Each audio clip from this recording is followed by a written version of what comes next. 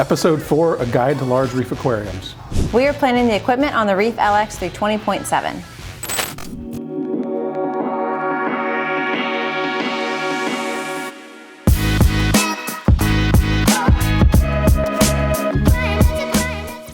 Equipment for a large reef aquarium, you kind of have to be prepared, know what you're looking for, why you need certain things, and how to pick which one you want to use.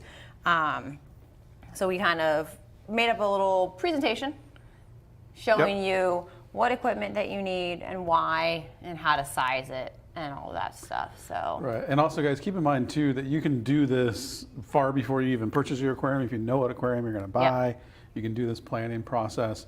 We just so happen to want to get the LX here ahead of time, so. Yeah, we've had equipment for a while too. Yeah. Actually, the equipment did come before the LX. Oh, it did. See, so we pre-planned. We just forgot because it's been in a box for a while. So let's get it started. So overall, the equipment to consider, like we just went over, return pump, power heads, protein skimmer, media reactor, lighting, auto top-off, heater, and then also electrical needs that you need to consider. And if you hear us say ATO, guys, that means auto top-off. It's just a abbreviation, I guess. So return pump, the return pump pushes the water throughout your system. From the sump up to the aquarium and is then forced down through the overflow back to the sump. This is basically number one thing that you have to have when you set up an aquarium. The water's not flowing otherwise. Recommendations, general rule of thumb is 5 to 7 times turnover of the water volume per hour with your return pump. It's the lifeblood of the aquarium. It is. So the model that we're going to be using on the REEF LX 320.7 is the EcoTech Vectra L2 with the barb and screen kit. A few tips whenever you're picking out a return pump is using a return pump that pushes greater than that 5 to 7 times turnover per hour will lessen the contact time of water with your skimmer, reactors, and media. Faster is not necessarily better. Excellent. So, one other thing, kind of like I will kind of say afterwards, is like when you need certain pieces of equipment, the return pump, you can't have it. It's before lights, it's before everything else. So if there's one thing you buy to set up your aquarium, it has to be the return pump. Yep. The Vectra is a great option for that as well. Right.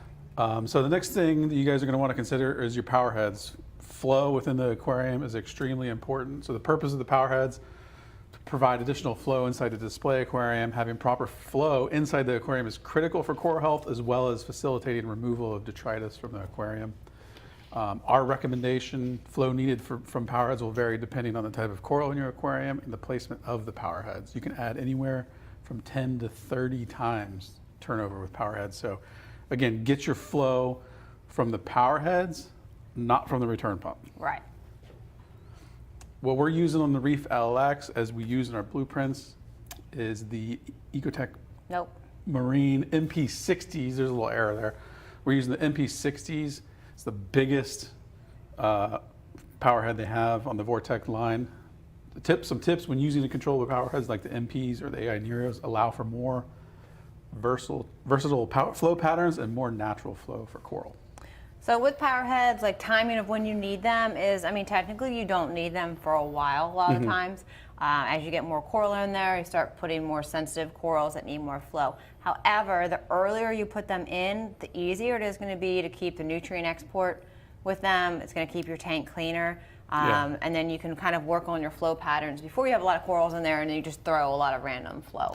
Yeah, it's not linear in any sense of the means. You can adjust your flows, things in your aquarium grow and change. You change your aquascape, and don't underestimate the need for lots of flow, especially in a reef aquarium. Yeah, low flow and not having enough power heads is going to allow a lot of dirt to settle on the sand in your rock. You're going to have phosphate, nitrate issues, more algae problems.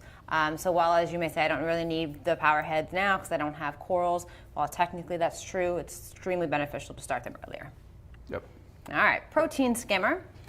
So the purpose, a protein skimmer mixes very fine air bubbles with the aquarium water to remove waste, food, particulates, and organics from the water, resulting in less waste being broken down in your aquarium. Recommendation, go as big as the space and budget allow. Skimmers are rated by bioload in gallons. Always base your selection on high bioload and gallon size of full system volume.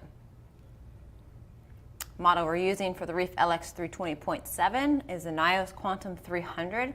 It's rated for 250 to 1,000 gallons. depending on the bio load. Very big skimmer. This is a beast. It is. So for tips, skimmers require a break-in period usually lasting 1 to 2 weeks until reaching optimal performance. During this time, slowly close the water level adjustment knob until it reaches steady foam production and collection. Good So a lot of stuff. times people do freak out when they put a skimmer in and it's just blowing bubbles into the system and it's not creating foam. It does take a while for them to run even. They have to create a biofilm basically within the skimmer that allows the bubbles to build properly. And then as far as when you need a protein skimmer, as soon as you have livestock in there.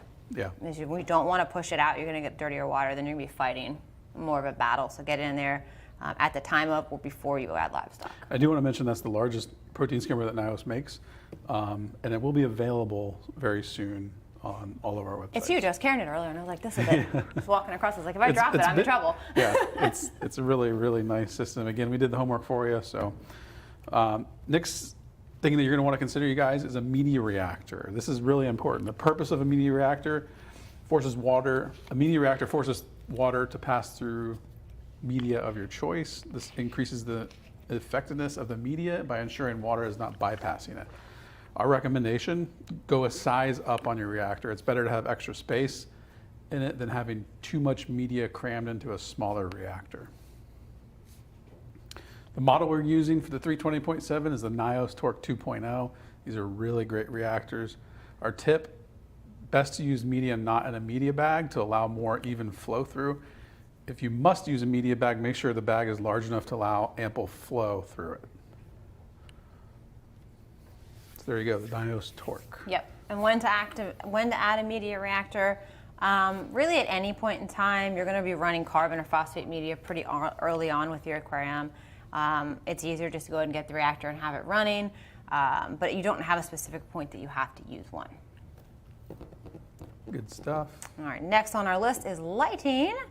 It's a very important topic. This is, essential to the corals and stuff like that. So purpose is corals require a certain intensity and spectrum of light to properly grow and maintain color. Without proper lighting, coral will not survive. Recommendation, LED lights are the most popular in the hobby due to the controllability, spectrum, low heat production, and longevity of the bulbs. The type of coral you keep will determine what intensity of light you need. Model we're using for the REEF LX 320.7, we have 4 EcoTech Radiant XR30 G5 Blues and some bad boys. I can't wait to put them on there. Great lights for a large aquarium. Tips, invest in your lights as it is one of the most important factors for coral growth and health. That last tip there is so incredibly important when you go to choose lighting. Find a reputable manufacturer that's doing it for a long time. EcoTech, Marin, yes. They do lighting. So, it's a great company. They're here in the U.S. They have great support. It's very controllable. So you want to get a product that's going to not only have safety behind it, but also support. So it's one of those things and you have to have lights by the time you put any corals in there. But it's one of those things that if you don't buy the best that you can in the very beginning, no lights are cheap. So if you go for the cheaper option, you're still spending a good decent amount of money, and you're going to come to find out that it's not the best option. Your corals aren't growing as well. You're going to see the recommendations for it, and then you're going to go and spend so much more money to repurchase the initial light. So don't skimp on it. Your corals are nothing without light. Yeah, and I will say that the EcoTech Radions are one of the most widely used LED lighting systems in the world. They're used in tons of coral farms. They're tried, true, and tested. Yeah. So if you're considering it, it's a no-brainer in my opinion. Perfect. The next thing that you guys will need to plan for, especially a large system like this, I made mistakes with this early on, I'll never do it again, is auto top-off. Yep. So the purpose, they replenish water lost from evaporation in an aquarium system automatically throughout the day, helping to avoid salinity swings. Our recommendation, use a system that has reliable sensors. Ideally, more than one sensor is preferred to prevent failure or overfilling. Also look for the failure of alerting when top-off reservoir is low or empty so it does not burn out the pump. The ATO we're using on this system here is the XP Aqua Ultimate. So this is a dual sensor system. Oh, 4 sensor, I'm sorry. The Duetto is the dual sensor. So great system. Our tip, invest in, wrong tip there. My Oh tip. my gosh. It's all good. Again, my tip, don't forget about the ATO. We provide auto top-off reservoir with all of the REEF LX because it is absolutely critical to the stability of your system. Yeah. So they're not expensive. Plan for it. Buy one. XP Aqua is a great way to go. Yeah, use it from the get-go. Get it right away because you're gonna, as soon as you put water in your aquarium, you're gonna have top-off. And not only is it important for larger aquariums, it is extremely important for small ones too, because a little bit of evaporation can mean a lot in a small aquarium. So really, off the bat, it's important for all aquariums. All right, so our next thing that you're gonna be talking about and need is a heater. So the purpose is maintain the aquarium water temperature within 1 to 2 degree range. Recommendation, base the wattage of your heater on total system water volume and how many degrees you need to raise the water temperature, and not just display water volume.